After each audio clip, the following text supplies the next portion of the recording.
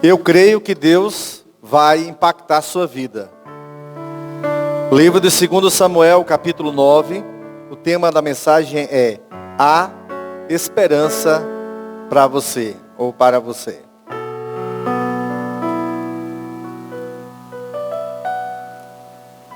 Segundo livro de Samuel, capítulo 9. Vamos acompanhar a leitura que vai estar também aí para você. Certa ocasião, Davi perguntou: resta alguém da família de Saul a quem eu possa mostrar lealdade por causa de minha amizade com Jonatas? Então chamaram Ziba, um dos servos de Saul, para apresentar-se a Davi. E o rei lhe perguntou: você é Ziba? Sou teu servo, respondeu ele. Perguntou-lhe Davi: resta ainda alguém da família de Saul a quem eu possa mostrar a lealdade de Deus?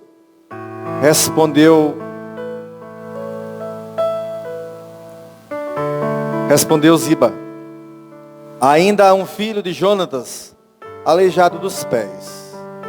Onde está ele? Perguntou o rei.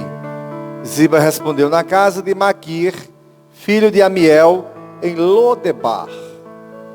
Então o rei Davi mandou trazê-lo de Lodebar. Quando Mefibosete, filho de Jonatas e neto de Saul, compareceu diante de Davi, prostrou-se, rosto em terra. Mefibosete, perguntou Davi: não tenha medo. Ele respondeu: sim, sou teu servo. Não tenha medo, disse Davi, pois é certo que eu tratarei com bondade por causa de minha amizade com Jonatas, seu pai.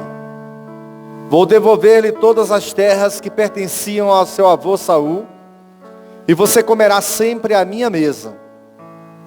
Mefibosete prostrou-se e disse: quem é o teu servo, para que te preocupes com um cão morto como eu? Então o rei convocou Ziba e disse-lhe: devolvi ao neto de Saul, seu senhor, tudo que pertencia a ele e à família dele. Você, seus filhos e seus servos cultivarão a terra para ele. Você trará a colheita para que haja provisões na casa do neto do seu senhor. Mas Mefibosete comerá sempre à minha mesa.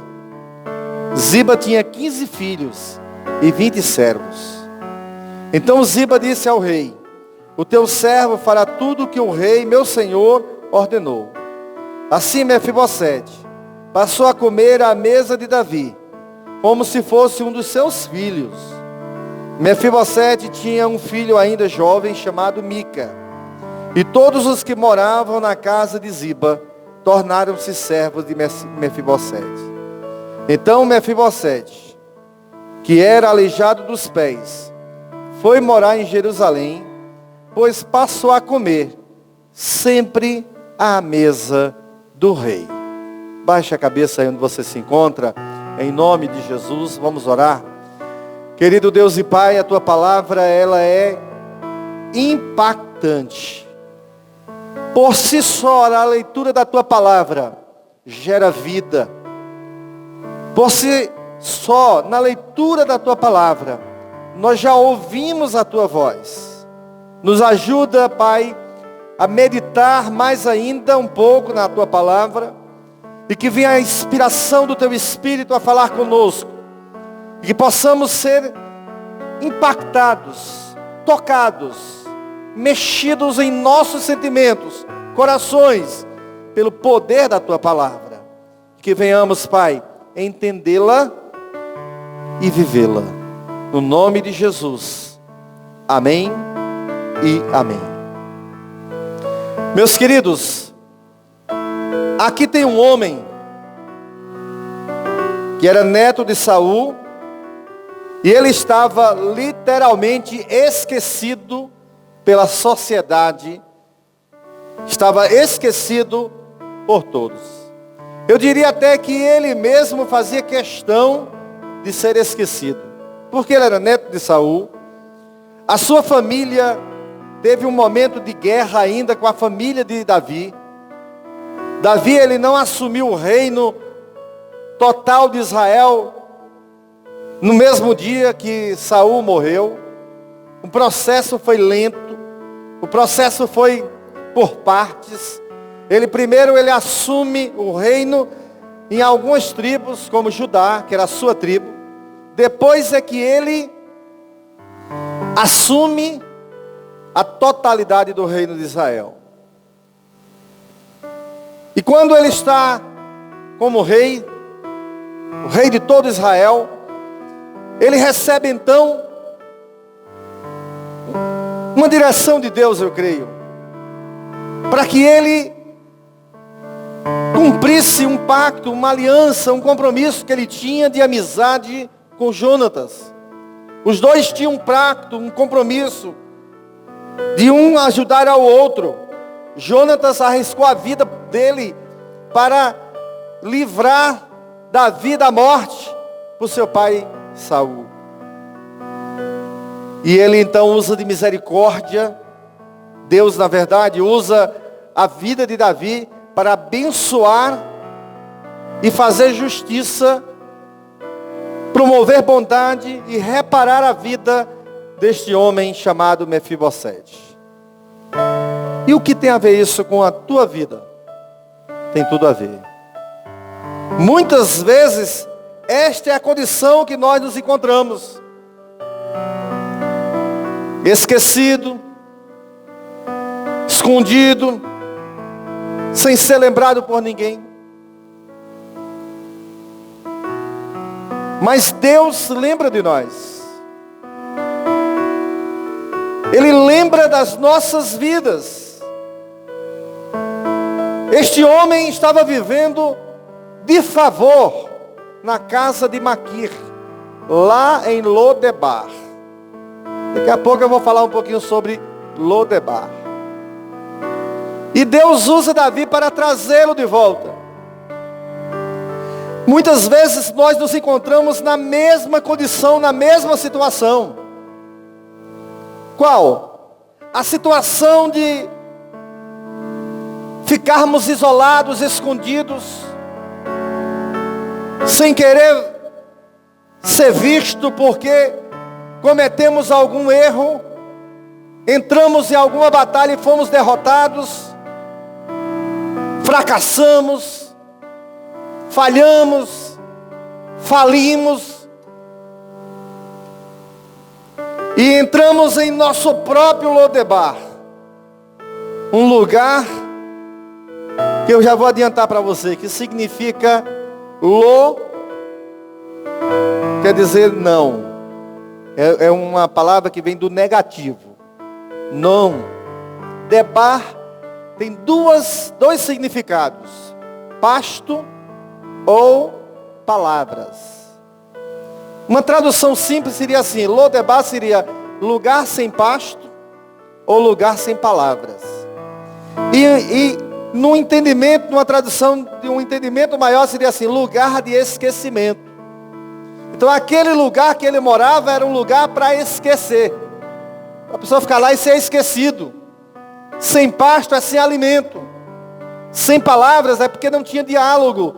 Um lugar sem palavras, sem diálogo, sem comunicação, onde as pessoas ficavam para lá. Mas Deus entrou em providência na vida daquele homem. E é esta palavra que eu quero dizer a você: Deus também está entrando em providência na sua vida. Porque muitas vezes nós queremos ficar no lugar de esquecimento. Às vezes você está orando por alguém, evangelizando alguém, ou convida alguém para vir à igreja, e ele diz: não, me deixa aqui. Não me chame não, me deixa quieto aqui. Me deixa aqui nesse meu Lodebar. E quando eu estava preparando essa palavra, Deus me deu então 3 coisas para falar a você. Primeiro, que você não está só. Mesmo que você se encontre no seu próprio Lodebar, mesmo que você se encontre no seu lugar sem pasto, sem palavras, você não está só. Queridos, hoje, na época não tinha o diagnóstico explícito ou escrito dessa doença que nós temos tão divulgada nos dias de hoje, que eu creio que existem outras, mas a mais conhecida, a mais falada é a depressão. Mas existem outras na semelhança da depressão, em que as pessoas querem ficar no isolamento. Me deixa aqui no meu lugar quietinho. Não sabe elas que o lugar de isolamento é um lugar sem pasto. Lodebar é lugar sem pasto, sem alimento. A pessoa não se alimenta. Sem palavras, quer dizer, ela não tem um aconchego, ela não tem uma pessoa que se achegue a ela, que abrace, que diga, eu estou junto contigo. Então a primeira coisa que a gente precisa saber é que nós não estamos sós. Eu queria que você abrisse sua Bíblia aí, em João capítulo 14. Evangelho de João capítulo 14.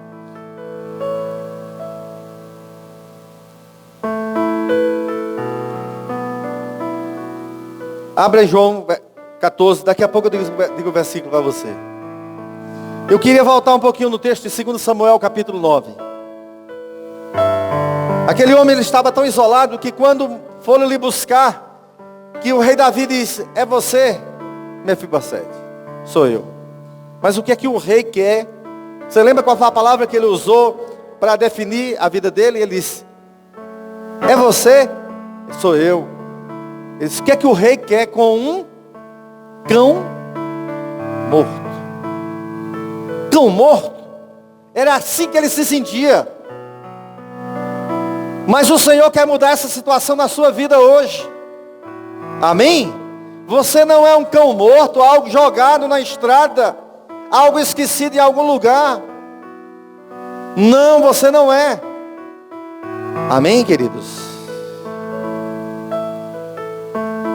João capítulo 14.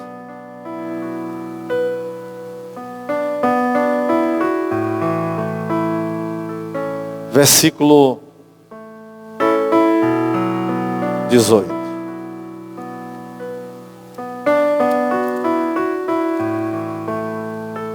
Só o versículo 18.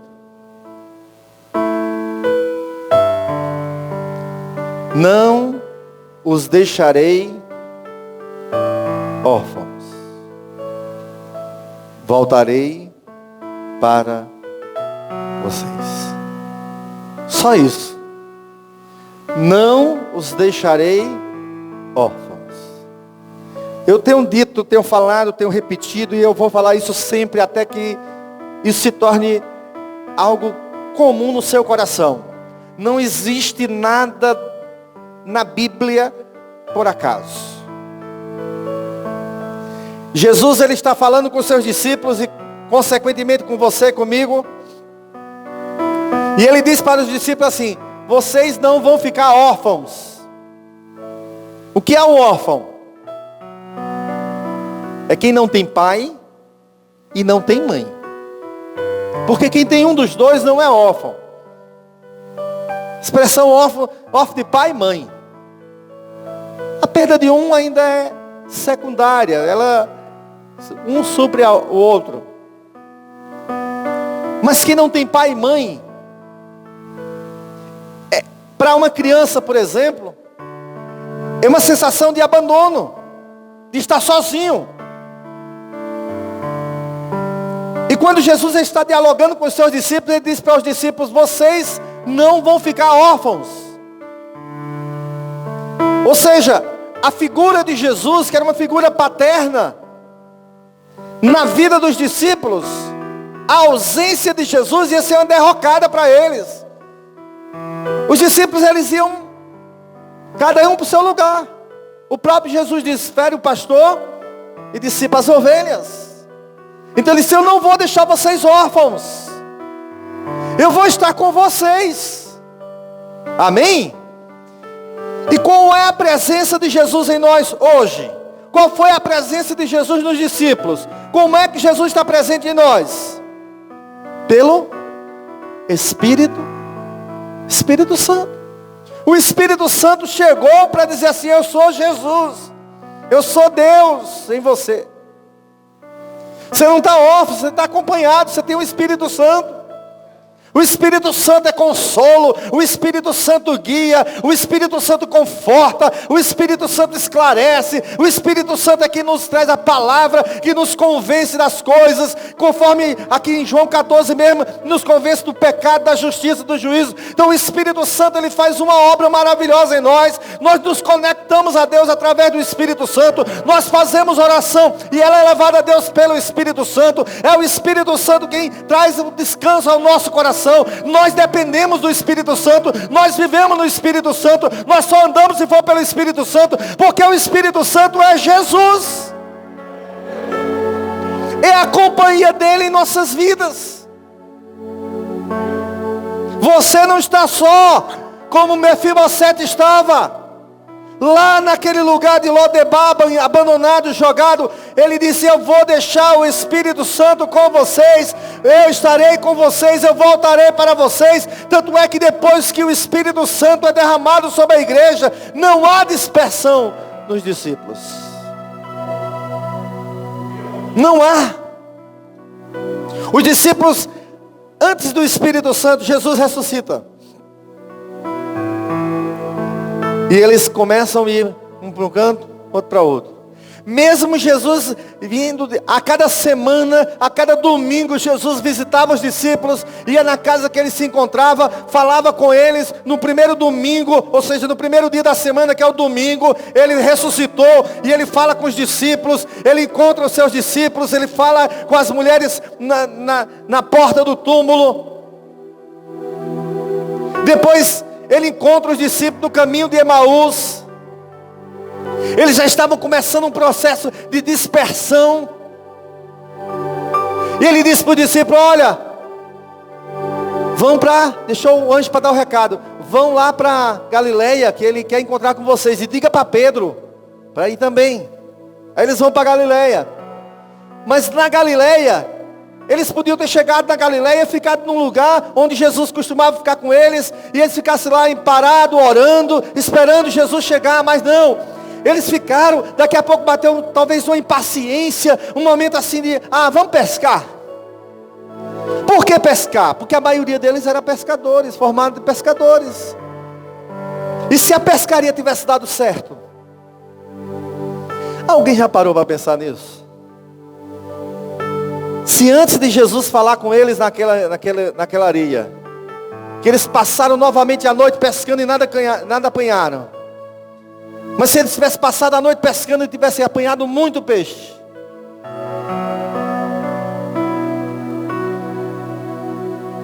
eles iam se dispersar para voltar a ser pescadores.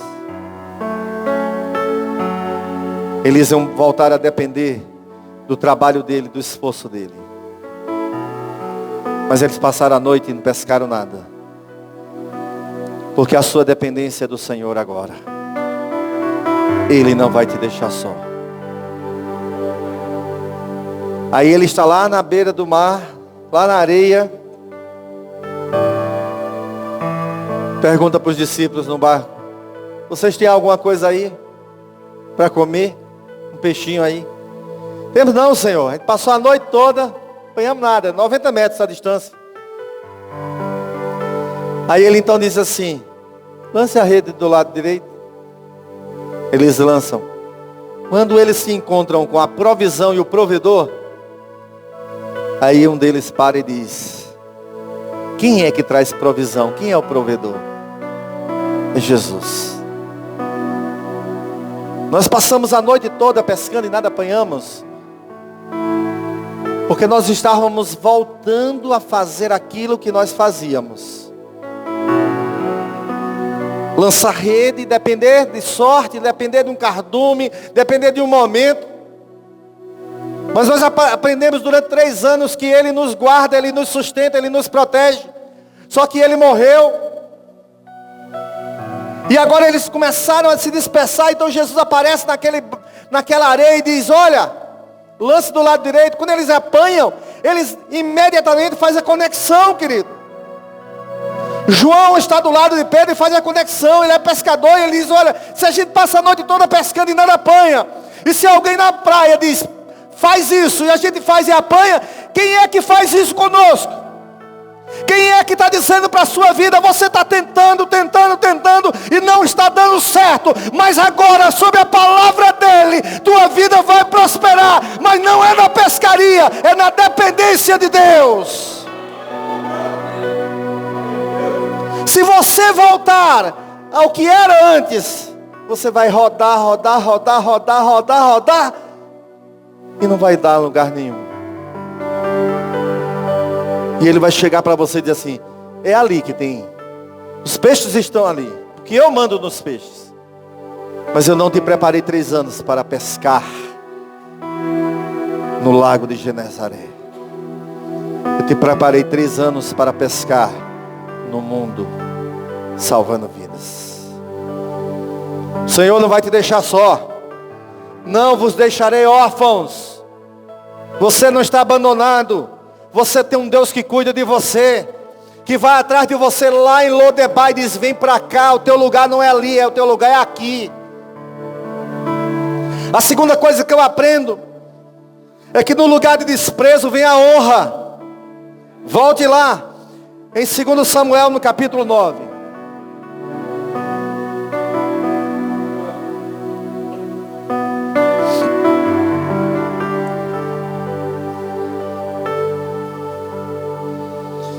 Verso 9 diz assim, então o rei convocou Ziba e disse-lhe, devolvi ao neto de Saul, seu senhor, tudo que pertencia a ele e à família dele. O camarada chegou perante o rei, ele não tinha nada, ele vivia de favor.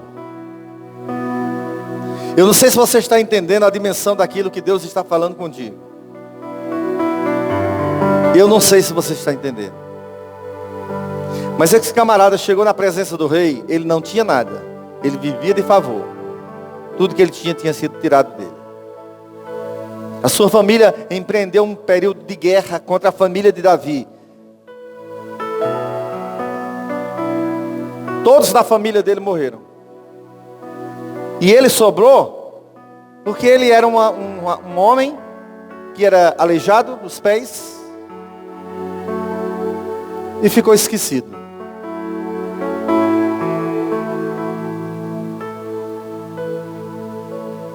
Mas o rei disse para ele assim, disse para o servo, que era um servo de Saul. Verso 10, você e seus filhos e seus servos cultivarão a terra para ele. Você trará a colheita para que haja provisões na casa do neto do seu senhor. Mas Mefibosete comerá sempre à minha mesa. Mas ele vai comer na mesa do rei. Você vai trabalhar as terras que eram do avô dele. Você vai trabalhar as terras que eram tudo que conquistar dessas terras você vai trazer para ele. Ele vai administrar, ele vai gastar, ele vai comprar, ele vai vender. É dele. Agora ele vai sentar na mesa do rei, vai comer na mesa do rei. Amém? Você pode dar um glória a Deus? Querido, esse homem passa a ser honrado. Ele foi tirado de Lodebar, de um lugar que não tinha expressão nenhuma. E ele foi trazido agora para a mesa do rei. O que é que tem a ver com a tua vida? Tudo. Eu ouvi um amém bem pequenininho. Pode dizer mais alto. Se você entendeu, tudo isso aqui tem a ver com a tua vida. Vou te provar agora, vou te mostrar agora, vou fazer você entender. O homem foi criado à imagem e à semelhança de Deus, amém? O homem peca e ele perde as qualificações ou as qualidades que Deus tinha dado para ele. O homem se tornou um pecador.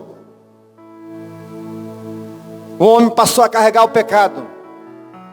Passou a ter que trabalhar para se sustentar. Passou a ter que ter dores no parto. Passou a ter enfermidades. A terra passou a produzir espinhos. Terra não produzia espinho. Espinho, quando o dia que você passar por um espinho, você lembre sempre dele. Símbolo do pecado. Todas as vezes que você pegar uma árvore, uma rosa, alguma coisa de uma árvore que tem espinho, lembre-se que aquilo ali é para te lembrar que o pecado entrou na terra.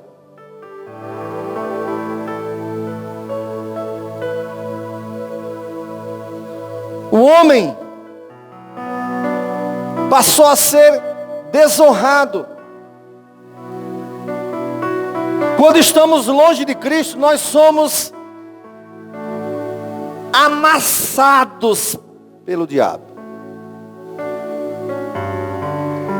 Chutado, pisado pelo diabo.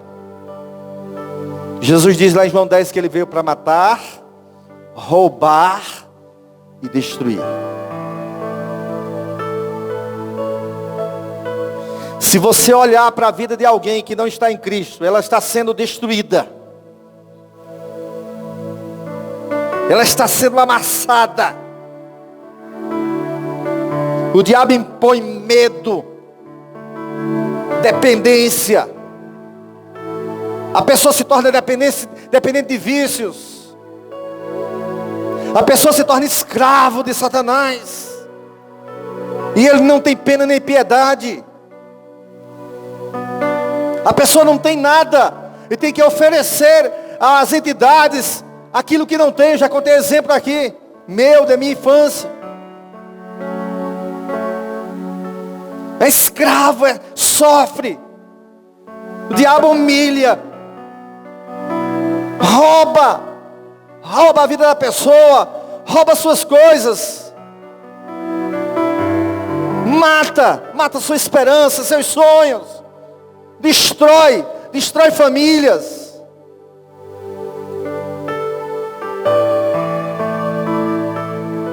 É triste, mas é uma verdade.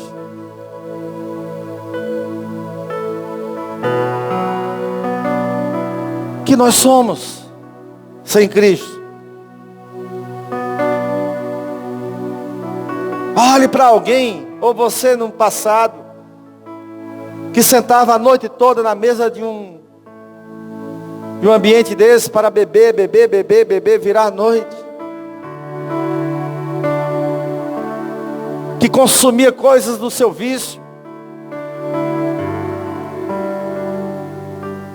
Que dependia de alguém fazer alguma coisa para você ter uma festa, para você poder se alegrar. Que precisava assistir um programa de humor para rir. Porque quem precisa de um programa de humor para rir é porque não tem alegria. Precisa que alguém estimule sua alegria. A vida é triste.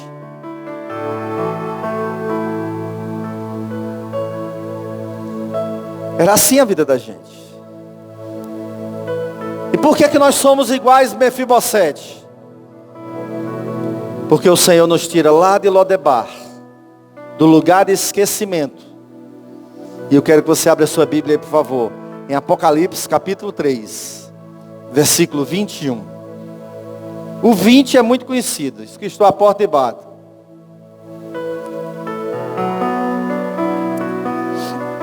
Mas eu quero que você leia o 21.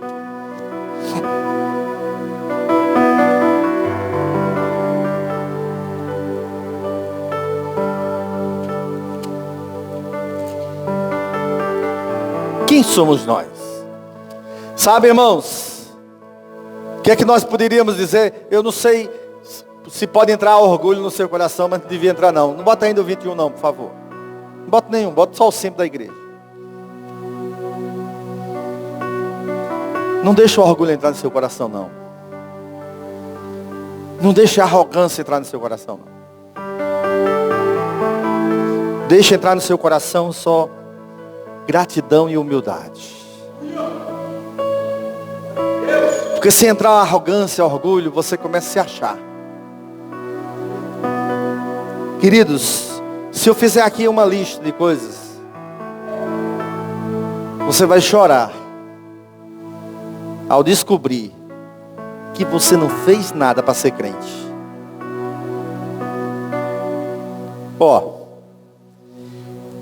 Quem pregou a palavra para você? Primeiro que você não venha me dizer que você deu um estalo, começou a ler a Bíblia, disse que eu quero ir para a igreja e eu quero ser crente. Não diga isso que não foi verdade. Alguém pregou para você. Alguém orou por você. Mas aquilo ali só foi um vaso, um instrumento. Tu começa a ler a Bíblia. Quando tu olhava uma Bíblia dessa, fala para mim se não era. Meu Deus, esse livro desse tamanho a gente tem que decorar tudo para ser crente. Já tinha até assim, olhava para a Bíblia, tinha até um, né? Muito grande. Ainda bem, né, que a palavra de Deus assim é comida para você comer a vida toda e nunca vai passar fome. É aqui, alimenta, alimenta, alimenta, alimenta. Mas você começou a ler e não entendia nada. Quem lia a Bíblia aí e não entendia nada, levante a mão. Deixa ela levantada aí, mais alto. Pode baixar. E você hoje que levantou a mão, que não entendia nada. Hoje quando você lê, você entende. Os que não entendiam, agora quando lê, entende, levante a mão. Melhorou bastante. Agora deixa eu dizer uma coisa, você não entende, não é porque você é inteligente não. Já cai aí um monte de paradigma de dizer que assim, ó, quem lê essa Bíblia aqui entende é porque é inteligente. Não tem nada a ver com a gente. Não somos nós capacidade intelectual. Tem gente que nem sabia ler e entendia. Já contei o testemunho do irmão chamado João, que as filhas ficavam recitando o salmo e ele decorava o salmo e ia para a igreja assim, pastor, posso ter uma oportunidade? O pastor dava a oportunidade e ele recitava o salmo. E as filhas foram crescendo, os filhos foram crescendo, começaram a ensiná-lo a ler. E aí ele aprendeu a ler. Mas ele já era crente, já era batizado a família toda na igreja. E a primeira vez que ele foi declarar, mas lendo a Bíblia, foi a coisa mais linda do mundo. Parecia uma criança juntando as palavras. Mas ele entendia só de ouvir. Porque a Bíblia diz que a fé vem pelo ouvir. Mas por que não tem nada a ver com você, nem sua inteligência, sua capacidade? Porque é o Espírito Santo. João 16:8, quer botar aí João rapidinho? João 16:8 diz assim, olha. É Ele que nos convence do pecado, da justiça e do juízo. O que é que você fez? Nada. Você foi convencido pelo Espírito Santo. Não é isso? Quando ele vier, convencerá o mundo do pecado, da justiça e do juízo. Quem é que vem aí? O Espírito Santo. Quem é que convence o homem do pecado? O Espírito Santo. Quem é que convence o homem do juízo? O Espírito Santo. Quem é que convence o homem da justiça? O Espírito Santo. O que é que você fez? Nada! Não, mas aí eu estou com o meu coração cheio de amor. Será se você está com o coração cheio de amor? É você que é assim, cheio de amor? Se você for lá no livro de Romanos, no capítulo 5, diz assim, e Deus derrama pelo Espírito Santo em nossos corações o amor. Ah, mas você tem paz, você é crente. Jesus disse, deixo-vos a paz, a minha paz eu te dou. Mas agora eu sei o que fazer, eu estou na luz. Jesus disse, eu sou a luz do mundo. Quem me segue não andará em trevas. João 8:12.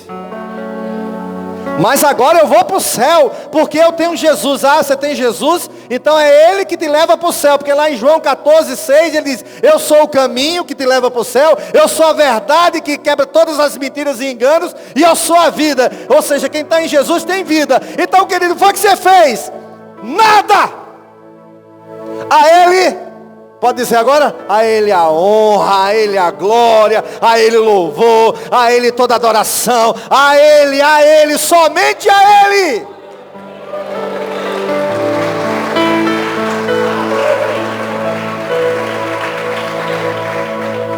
Agora, Deus é tão bom, que Ele não só nos salvou, Ele nos salvou, e mudou a nossa característica. Nada disso que eu estou falando aqui está escrito não. Vai pegando aí. Se você abrir aí, rapidinho aí meu filho. Bota aí. Romanos 8:17.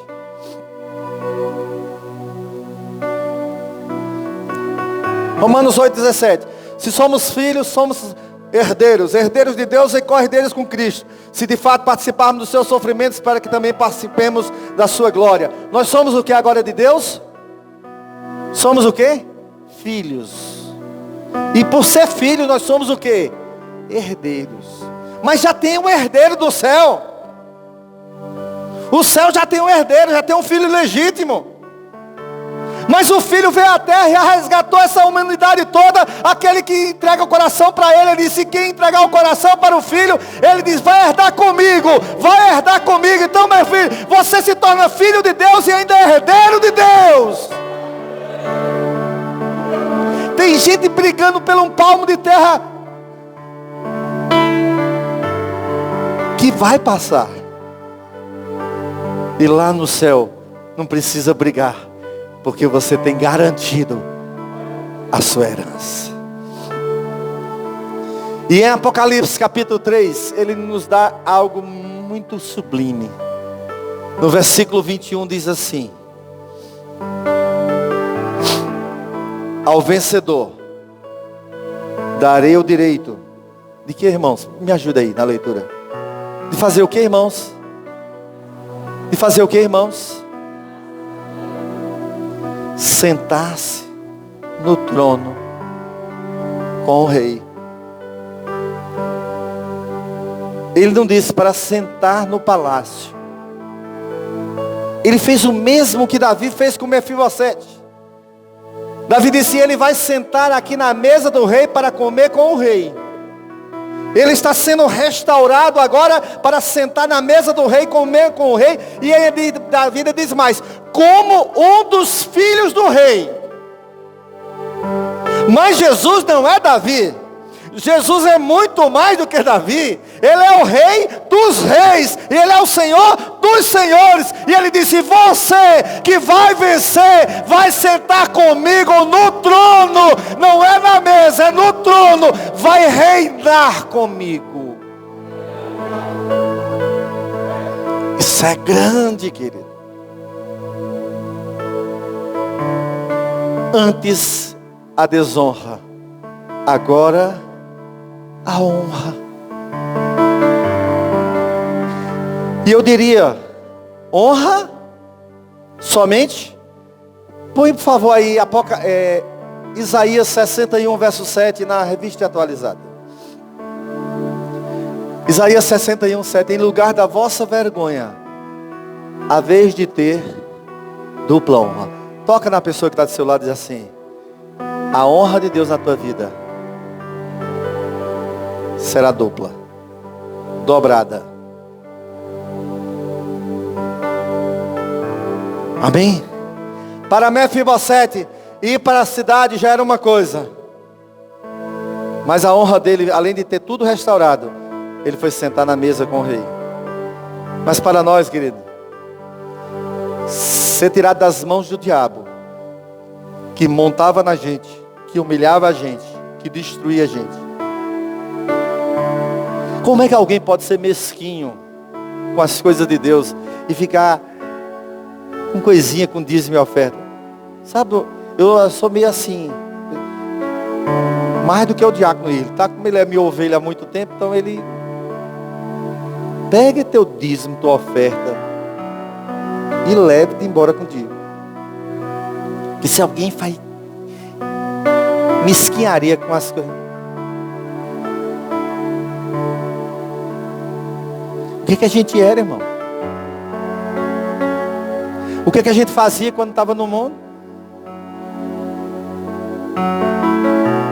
O que o diabo tirava da gente quando a gente estava no mundo?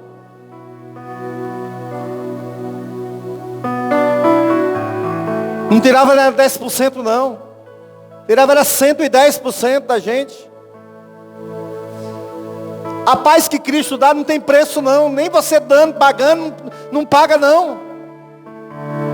A presença de Deus não tem nada que se compare. Mas a honra de Apocalipse 3:21, a honra de, além de ser filho de Deus, ouvir do próprio Jesus, senta aqui comigo no trono.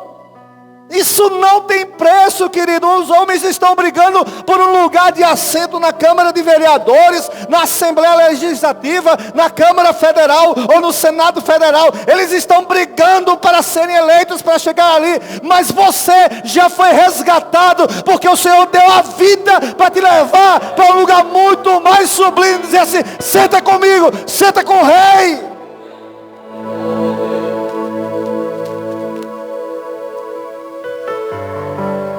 Talvez você diga: eu já errei muito na vida, agora quero ficar escondido, isolado. Você está errado. Deus tem um lugar de honra para você. Na terra, na mesa do rei. No céu, no trono com o rei. Grave isso no seu coração. Na terra é na mesa do rei. No céu é no trono com o rei. E a terceira e última coisa que eu tenho a te falar nessa noite é que é preciso quebrar os paradigmas. Aquilo que se diz sobre algo. Eu não sei se vocês observaram que Mefibosete, ele era uma pessoa com um problema. Qual era o problema dele? Ele era aleijado das duas pernas. O relato histórico conta que numa guerra, a mulher que estava cuidando dele, ele era criança, e ela sai correndo com ele nos braços. E era um desespero, a cidade estava sendo atacada, e ela cai, e ele cai, e ele quebra as pernas. Ele machuca suas pernas, e ele veio se tornar um homem então aleijado. O que é o paradigma aí? O paradigma é algo simples. Quando Davi estava de frente para Jerusalém, para tomar Jerusalém, que era o monte dos Jebuseus, na verdade ele queria que os Jebuseus saíssem, porque Davi, tudo aquilo ali ele já sabia que ele ia conquistar. Então ele estava dizendo assim: se vocês quiserem evitar que morra alguma coisa, vão saindo aí que a gente vai tomar. Mas os Jebuseus mandaram dizer assim para Davi: que ninguém tem medo de ti não. Aqui os cegos e aleijados bota você para correr. Nosso exército de cego e aleijado ganha de vocês. Aí lá em 2 Samuel, por favor. 2 Samuel capítulo 5, verso 8. 2 Samuel capítulo 5, verso 8. Só para você conhecer um pouco da história. De onde é que vem esse adágio popular, essa história? Que lá em Jerusalém não podia entrar o quê? Cego e aleijado. Vem daqui, 2 Samuel 5, verso 8. Davi então diz assim: naquele dia disse Davi: quem quiser vencer os Jebuseus, terá que utilizar as passagens de água para chegar àqueles cegos e aleijados, inimigos de Davi. Davi ainda disse como é que tinha que chegar na cidade para vencer. Tinha que usar os dutos, os aquedutos, que levava a água para dentro da cidade. Então eles tinham que fazer trabalho de ninja. Japonês de ninja, né? E pelos dutos que levavam água, eles tinham que sair entrando pelos dutos para chegar dentro da cidade. Ele disse: vamos lá pegar aquele exército de aleijado e cego que a alma de Davi aborrece. Tem uma tradução que diz assim. E aí veio esse adágio. É por isso que dizem, uma frase que dizia: os cegos e aleijados não entrarão no palácio. Então, cego e aleijado não entrava no palácio de Davi. Por quê? Porque Davi tinha sido afrontado pelos Jebuseus. Mas aí Mefibosete era aleijado. E ele entrou não só no palácio, como ele foi sentar na mesa do rei. Diga assim: Jesus quebra os paradigmas contra a minha vida. Você pode dizer assim: mas não tem como chegar a Jesus, porque eu sou cego e aleijado. Jesus vai atrás do cego e do aleijado e diz: vem para cá, vai sentar na mesa do rei, vai sentar no trono do rei. Amém? Abra sua Bíblia em Lucas capítulo 14. Lucas capítulo 14.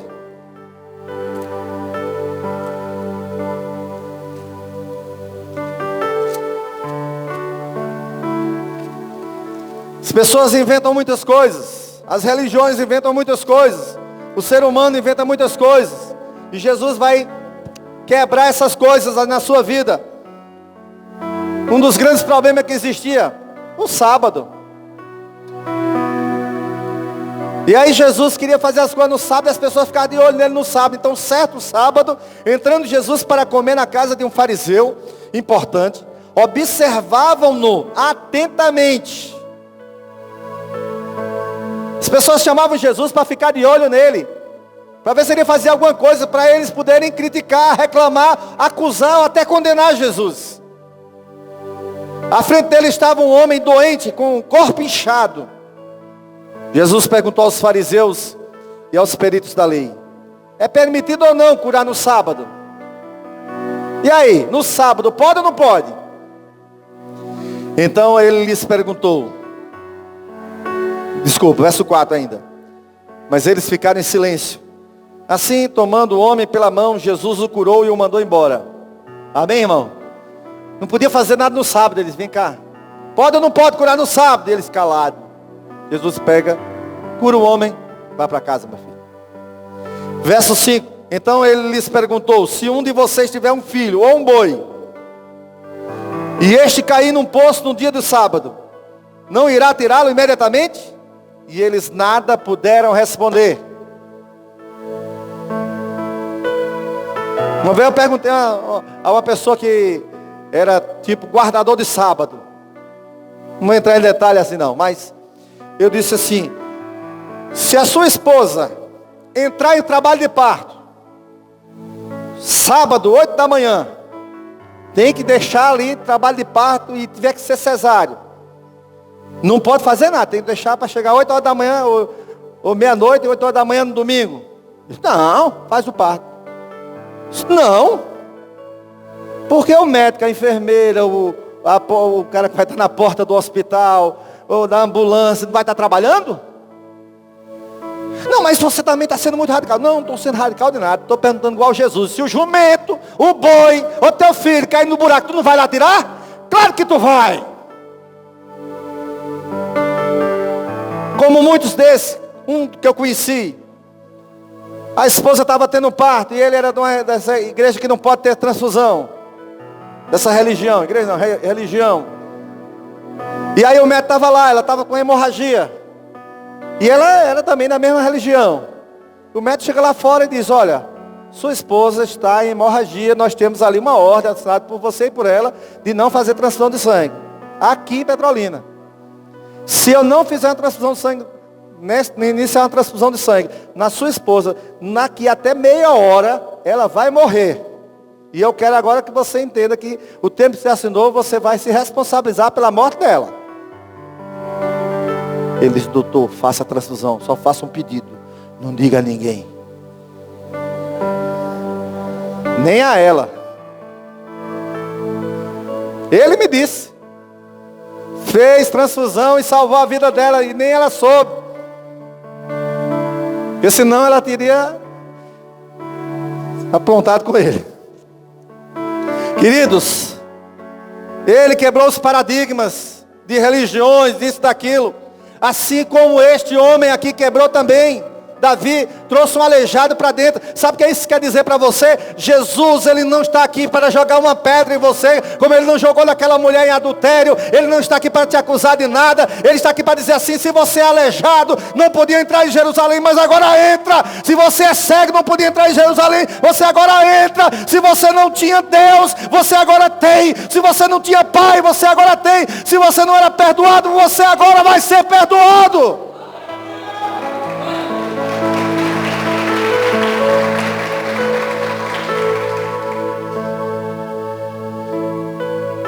Se você achava que Deus não te amava, tenha certeza de que Ele te ama. Se você não entendia o que Ele fez por você, Ele fez por você e por mim muito mais do que a gente pode imaginar. Ele hoje disse para você: sente na mesa, porque eu estou preparando o trono para você sentar comigo. Mas eu era jogado lá em Lodebar. Diga no seu coração: Lodebar nunca mais. Nunca mais eu vou ficar no lugar de esquecimento. Nunca mais eu vou ficar no lugar sem alimento.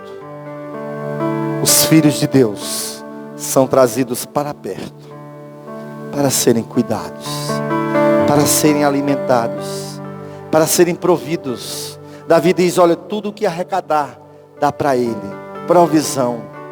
Você está sendo chamado por Deus para mudar a tua história. Baixa a cabeça aí onde você se encontra.